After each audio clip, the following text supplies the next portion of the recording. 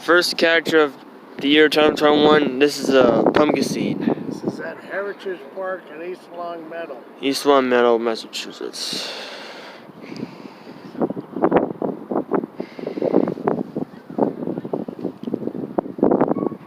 Alright, perfect timing to start this year.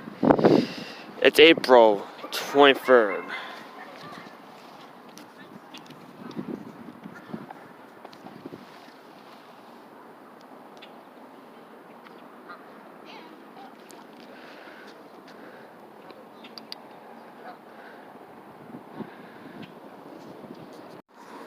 Our second catch, it's a pumpkin seed.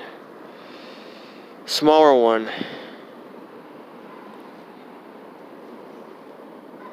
And if you see the bones, I see it on video. What's the stripe on this side? Huh? What stripe? It's not a stripe, it's just... The black? Yeah, I don't know. It's white. I don't know, but that's it. So now we got like 2 so far. I actually didn't got one, but you caught 2.